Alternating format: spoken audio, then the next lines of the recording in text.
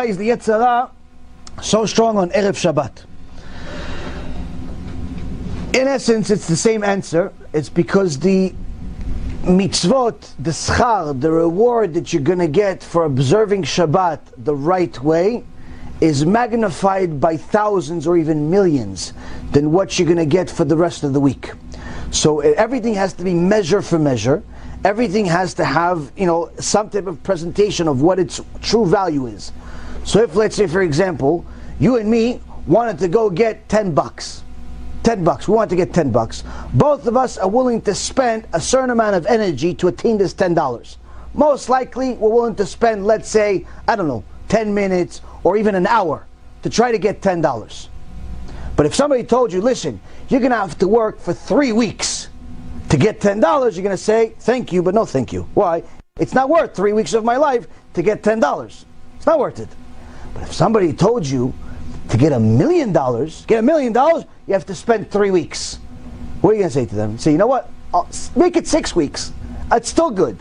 Make it a month. Make it 2 months. Make it 5 months. It's still good. Make it a whole year. It's still good. For $1 million, I'll do it. Why? It's worth the energy for that kind of reward.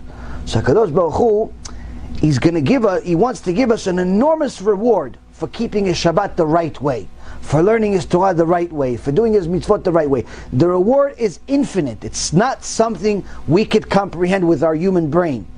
So, there's an added pressure.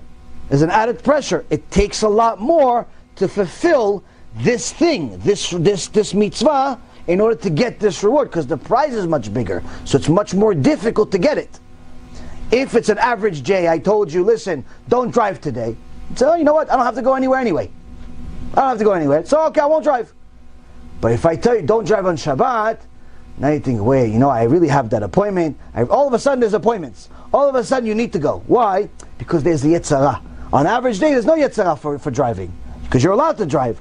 On Shabbat, there is a Yetzer for driving. Why? Because you're not allowed to drive. So that's where we learned from Shlomo HaMelech, Maim gnuvim im TIKKUN. Stolen water are sweeter. Even though somebody could look at 2 cups of water, and it's the same water. This is from the one bottle, this is from the same bottle. If his neshama knows that this one you bought from the store, but this one was stolen, automatically the Yetzer is going to tell him to pick this one. Why? It's stolen. He's like, no, this one it looks sweeter to me. They actually did a study, and they didn't know they're actually helping us do kiruv with this. Everybody doesn't realize that everything can be used for Torah. They showed a group of guys, identical twin girls, grown women. Both were attractive, and they said to the guys, they showed them one girl, and then they showed them the other girl. They said, which one is prettier? Now they're both identical, not just identical because identical, you can't tell the difference. They said something like over 90% of the men said it's the one on the right, not the one on the left. Now, the scientists didn't understand, why everybody keeps the one on the right? They both have the same features, same hair, same this, everything. The only difference between the one on the right and the one on the left is what? The one on the right is married. The one on the left is single. The one on the right, obviously, they don't know. The guys don't know this, but their neshama knows that one is forbidden. It's already taken. It's taken. Their Yetzer knows that one's taken. I want that one. Maim gnuvim im TIKKUN. Stolen water are sweeter. So that's our neshama. Same thing goes with Shabbat. Same thing goes with every big mitzvah. One of the ways that you know that you're going in the right direction, as far as mitzvot are concerned, as far as kedusha is concerned, is if the Yetzer interferes. If the Yetzer is not interfering, if you're trying to raise money for some big knesset, and you want to raise, $1 million, and you're able to raise that money in 24 hours, most likely you shouldn't build a big knesset. Most likely you should refund the money. Why? That big knesset is not going to have much bracha. Why? It's too easy. It's not supposed to be so easy to build another big knesset in the world. Same thing with any big mitzvah.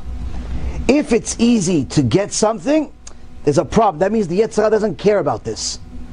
If the Yetzer doesn't care about it, why should you? I'm not saying you should only go after the difficult things, But you'll notice that the things that are the most valuable are much more difficult to attain.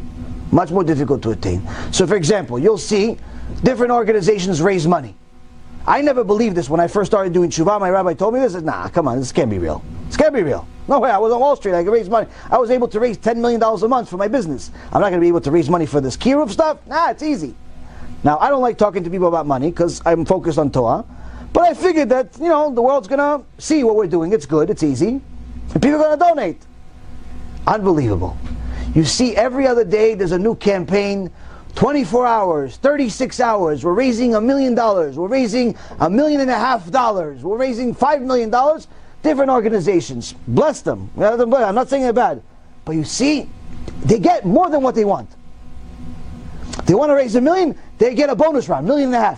36 hours, we need $2 million, they get $3 million. Unbelievable.